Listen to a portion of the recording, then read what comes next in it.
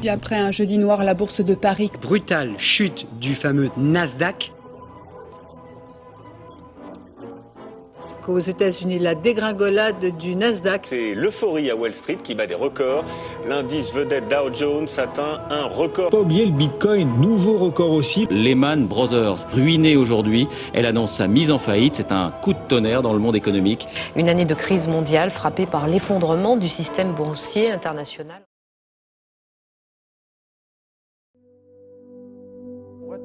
Qu'est-ce qu'on entend par une bulle ? Je dirais que c'est une forme de rétroaction induite par les prix. Les gens voient les prix monter et ça attire l'attention. Ça attire des gens qui jusque-là n'y prêtaient pas attention. Des millions de personnes et ensuite ils amplifient cette dynamique en achetant à leur tour. Mais au bout d'un moment, le prix devient ridiculement élevé et des médias commencent à pointer du doigt l'absurdité de la situation. Et là, soudainement, tout bascule et ça éclate.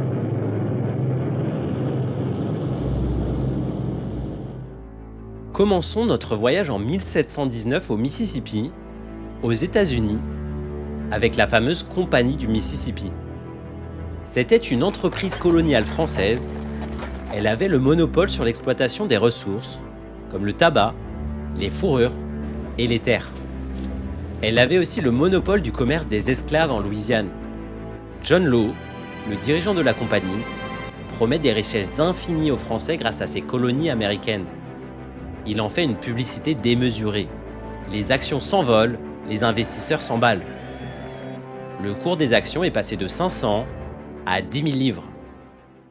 À l'époque, la valeur de la Compagnie des Indes égalait la valeur du capital de la France tout entière, si on peut estimer cela. Mais la réalité rattrape le rêve. La bulle éclate en 1720 et des milliers de Français sont ruinés. Le système de l'eau en France en 1720 s'est effondré, comme tout le monde le sait. En remontant un peu plus tôt, au XVIIe siècle, aux Pays-Bas, une autre bulle avait pris forme. La tulipomanie de 1637. Dans une économie florissante, la tulipe devient un symbole de richesse et un objet de spéculation intense.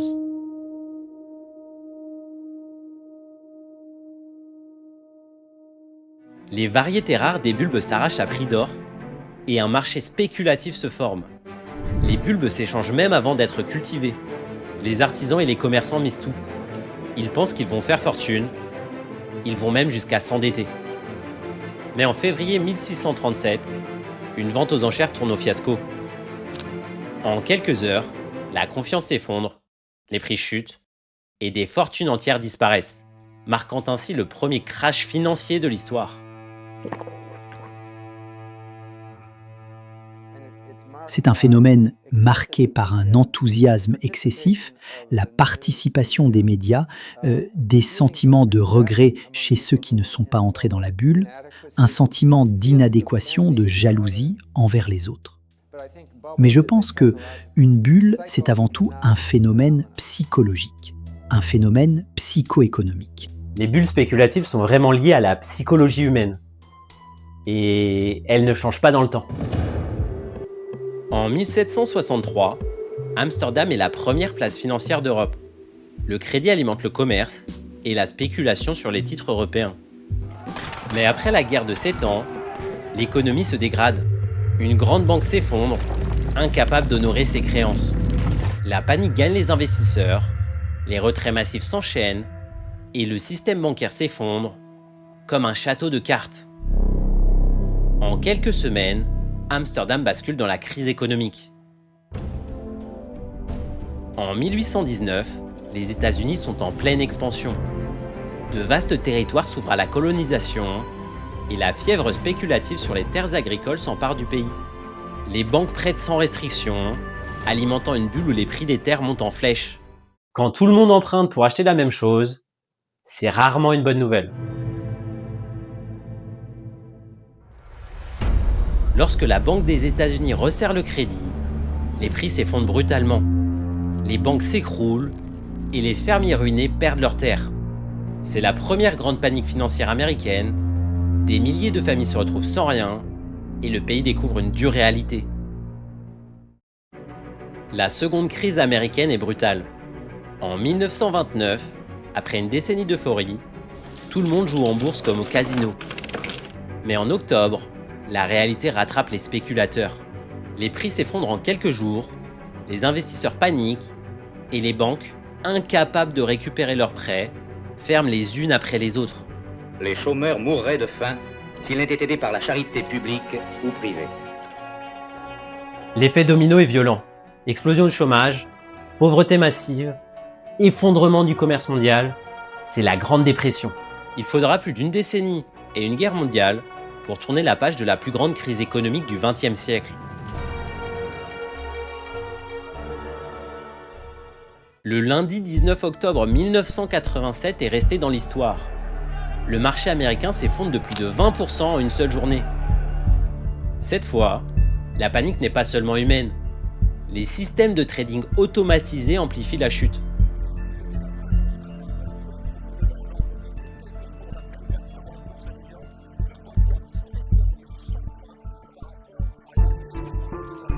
Les machines vendent beaucoup plus vite que les humains qui prennent du temps à réagir.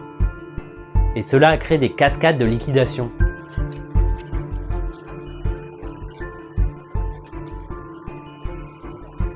L'économie se redressera.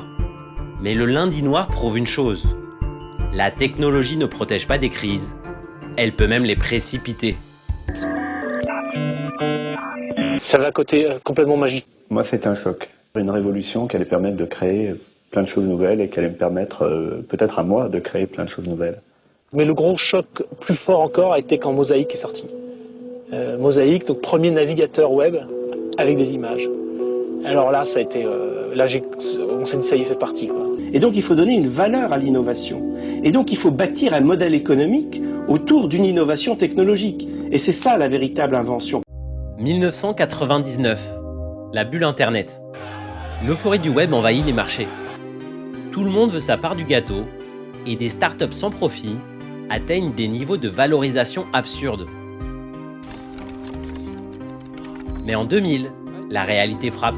Les marchés boursiers, déjà en baisse quasi permanente depuis plus d'un mois, viennent de subir encore un coup de semonce avec l'annonce d'un nouveau scandale financier aux États-Unis. La bourse de Paris est descendue à son plus bas niveau depuis 4 ans. Les premières faillites déclenchent une panique.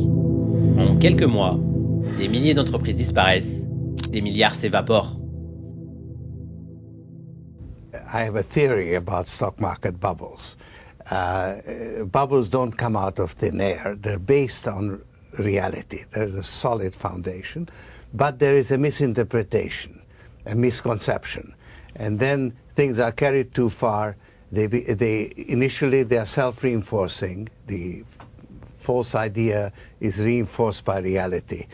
It gathers momentum.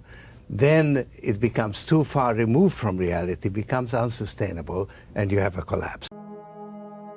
Dans les années 2000, les banques prêtent à tour de bras pour des logements surévalués. Tout le monde achète, les marchés ne font que monter. Mais quand les emprunteurs ne peuvent plus payer, tout s'effondre. Lehman Brothers tombe et le monde plonge dans une récession.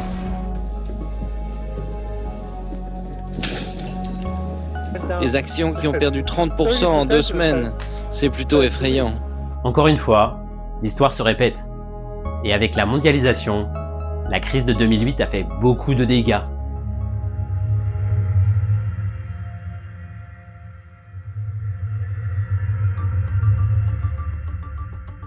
Depuis quelques semaines, notre pays fait face à la propagation d'un virus, le Covid-19, dès lundi et jusqu'à nouvel ordre.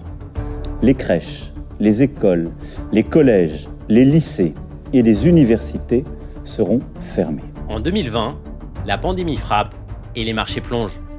En mars, Wall Street chute de 30% en quelques semaines.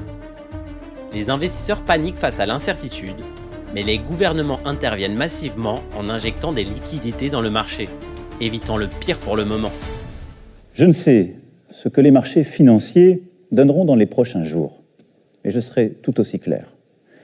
L'Europe réagira de manière organisée, massive pour protéger son économie. Mais suite aux liquidités injectées par les banques centrales mondiales, de nombreux actifs voient leur prix augmenter de manière fulgurante. Nous sommes en 2021, c'est l'ère de la spéculation débridée. Les marchés s'embrasent, actions, crypto-monnaies, NFT, tout devient un pari. GameStop explose, AMC aussi, Tesla également, Doge est de la partie. Le Bitcoin est définitivement la plus grande innovation dans le domaine de la science monétaire depuis Isaac Newton et son étalon or.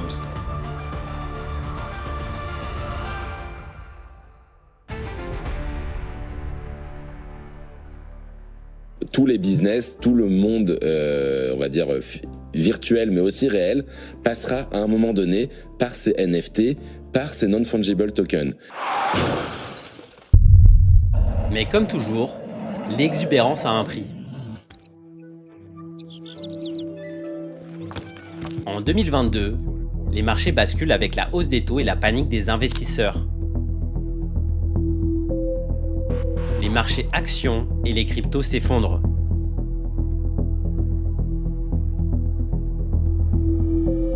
Que ce soit une tulipe, un appartement, une action ou un token, l'histoire se répète toujours. Les marchés sont sujets à la psychologie humaine. La cupidité, l'espoir, l'euphorie, la panique, l'optimisme, la dépression et bien d'autres. Chaque fois, on pense que cette fois c'est différent, mais ça ne l'est jamais. Cependant, à chaque crise, il y a toujours un petit groupe de personnes qui arrivent à voir la bulle avant tout le monde. Les gérants spéculatifs comme Ray Dalio, George Soros et Warren Buffett. Ces gérants de fonds sont des penseurs indépendants.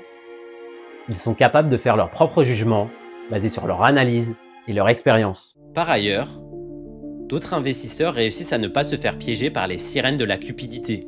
Ils vendent quand le prix est élevé et contrôlent leurs risques. De nos jours, avec le développement des réseaux sociaux, il est très important d'avoir une pensée indépendante, de se forger sa propre opinion et d'être ainsi le maître de son destin.